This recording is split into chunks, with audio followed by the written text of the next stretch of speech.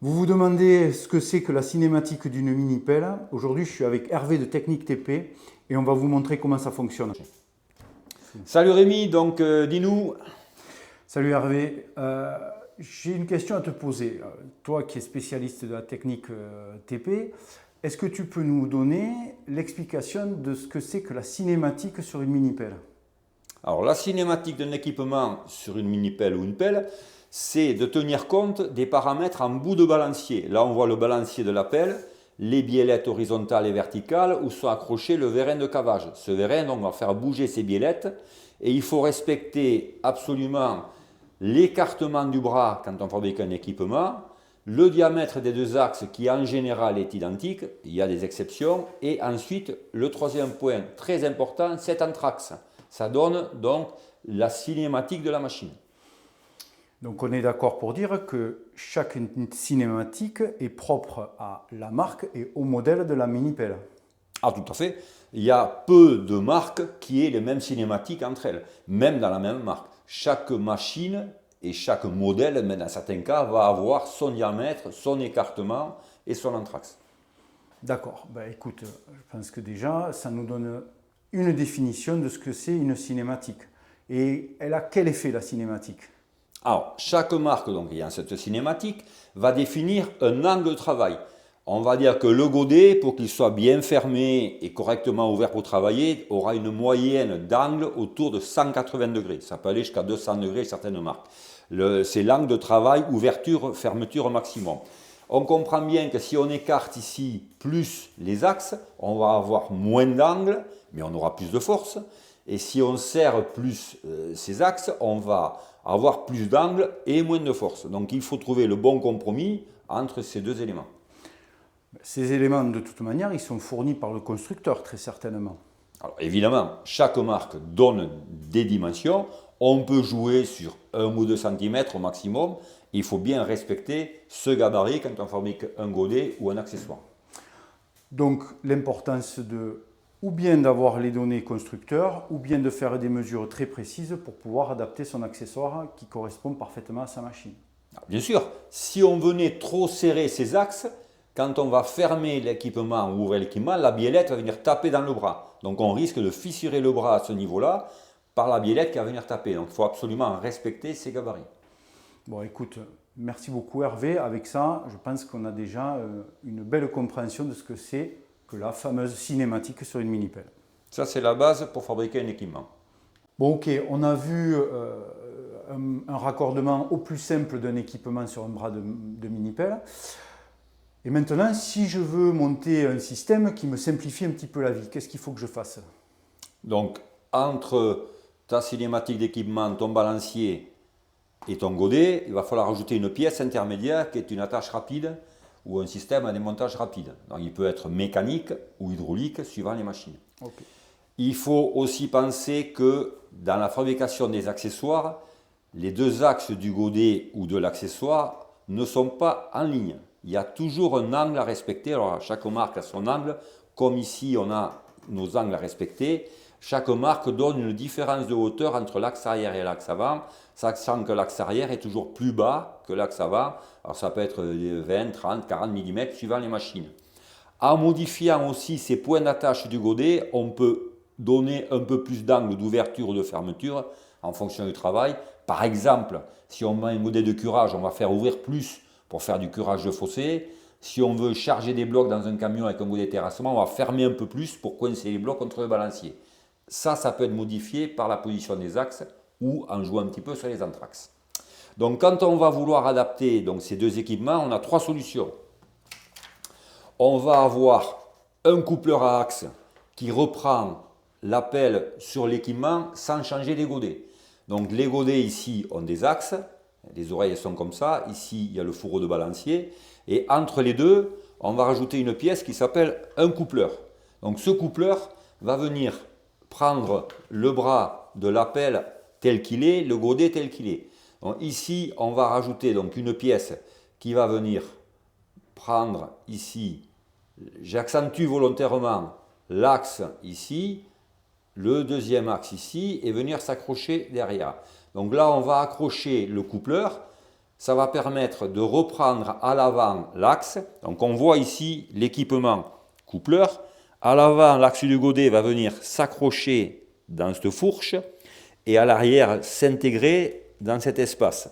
Donc on va encastrer l'axe arrière dans ce trou et à l'intérieur, il y a une pièce mobile avec un axe qui va venir verrouiller cet axe ici en fermant l'espace. Ça s'appelle un coupleur à axe. Ça permet de garder tous les accessoires d'usine d'origine de la machine. Donc ça, c'est la version d'accouplement la plus simple qui soit, parce que ça nous permet de garder la cinématique et donc les godets d'origine de la machine. Tout à fait. On conserve l'accessoire de la machine, on ne change rien. Ça a l'avantage d'être léger en coût, de ne pas modifier les accessoires et de pouvoir retourner les godets. On est sur 2 axes, donc on peut tourner le godet en rétro ou en but. Bon Hervé, on a compris que le coupleur, c'est la porte d'entrée pour avoir un système d'accrochage entre le bras et l'équipement d'une mini-pelle. On a compris aussi que derrière, ça rajoutait de la longueur entre les deux et donc que l'on perdait très certainement et de la force et de la rotation. Qu'est-ce qu'on pourrait donc imaginer à la place d'un coupleur pour venir faire un système d'accrochage rapide? Alors les fabricants ont développé 2 systèmes autres que le coupleur. Donc la vraie attache rapide intégrée qui a le défaut de ne pas reprendre les axes d'origine. Donc on va avoir une platine sur le godet spécifique à la marque d'attache rapide. Ça c'est plus technique. Ça réduit le rayon. Ça permet de rattraper le jeu en général. C'est conique, donc ça permet de rattraper le jeu. Ou le système symétrique qui reprend 2 axes mais qui ne reprennent pas les axes de dimension de la pelle. Donc la partie symétrique en bas sera différente de l'attache du haut.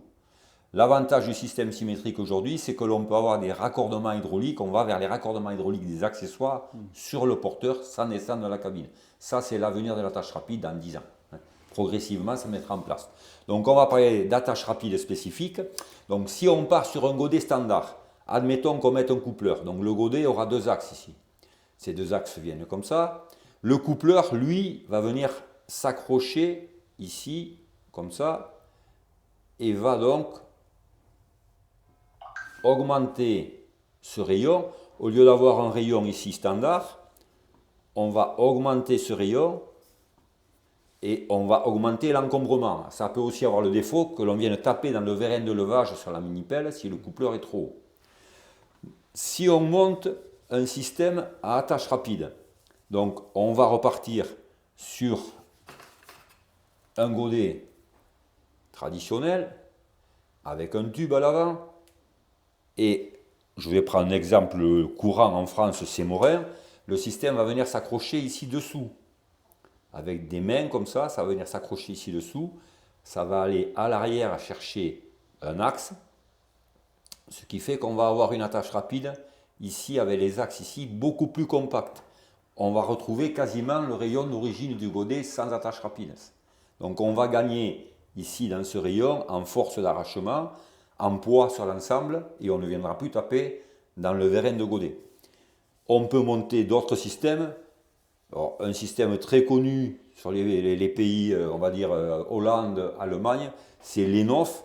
L'ENOF, ça a en plus l'avantage d'être sécurisé. C'est-à-dire qu'à l'avant de l'attache ici, du godet ici, on va avoir un système de main comme ça, qui va venir ici, avec un V ici, et l'attache rapide va venir avec un axe en dessous des oreilles. Donc si on dessine la deuxième oreille comme ça, ici dessous, l'axe va être traversant ici.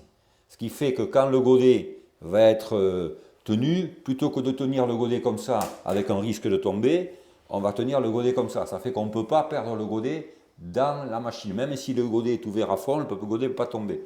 Donc on va avoir un rayon bas. Ici on a un deuxième axe qui va venir dans cette gorge.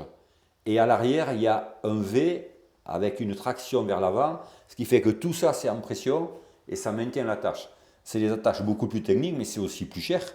Et c'est spécifique à chaque marque d'attache. Donc on est d'accord pour dire que là, on va gagner en hauteur, donc on garde un maximum de puissance de la machine. Inconvénient, c'est que tous les équipements devront être adaptés à la tâche qui est installée selon le choix de l'opérateur. Ah, tout à fait. On a besoin à chaque fois d'avoir un équipement spécifique avec, dans certains cas, l'impossibilité de tourner les godets, ce qui est un avantage du coupleur. Ok, on a vu les coupleurs, on a vu les attaches rapides, et puis on a aussi un petit peu parlé des attaches symétriques. Mais honnêtement, explique-nous la différence. L'attache symétrique, au final, c'est quoi? C'est comme le coupleur, vu qu'il y a deux axes. Est-ce que c'est la même chose ou quels sont les avantages des coupleurs symétriques? L'intérêt du coupleur symétrique, c'est que la partie basse est différente de la partie attache en haut, ce qui veut dire qu'on va pouvoir monter plusieurs marques et plusieurs types d'accessoires et de machines dans des tonnages proches, on va dire 2,5 tonnes, 3,5 tonnes, sur le même kit. Donc on pourra avoir dans un parc moins de modèles de kits que des systèmes de coupleurs, parce que les coupleurs, c'est par taille de pelle. Donc si on a 5 marques de pelle et 5 tailles de pelle dans le parc, on multiplie le nombre de coupleurs. L'avantage du symétrique, dans un parc, on va pouvoir standardiser avec, mettons, du S45, enfin, suivant le gabarit des pelles, bien sûr. Avec un ou deux montages, on va pouvoir couvrir avec deux montages quasiment tout le parc de pelles. Le deuxième avantage du symétrique, c'est de pouvoir retourner les godets comme un coupleur. Et le troisième point, qui est un avantage ou pas, c'est que quand on prend ici la largeur du bras de la pelle, le symétrique va toujours être plus long qu'un coupleur sur la plaque horizontale, parce qu'il est prévu à terme pour pouvoir intégrer ici des connexions hydrauliques à l'intérieur. Ce qui fait qu'il y aura une partie mâle, une partie femelle. Quand on va refermer la tâche, ça va emboîter les connexions hydrauliques, ce qui permettra de ne plus avoir à descendre du porteur. Par contre, c'est toujours un peu plus long qu'une attache rapide classique. Donc le fait, c'est de la mécanique et presque de la physique. On attelle plus grand, plus large, donc du coup on gagne en stabilité et en durée de vie. Ça vieillit toujours mieux un symétrique qu'un coupleur, bien sûr. Donc voilà, on termine cette série sur les systèmes d'accrochage. Comme vous l'aurez compris, il n'y a pas de système magique, il n'y a pas un système parfait. Ça va dépendre des besoins et des attentes de chacun. Allez, à bientôt!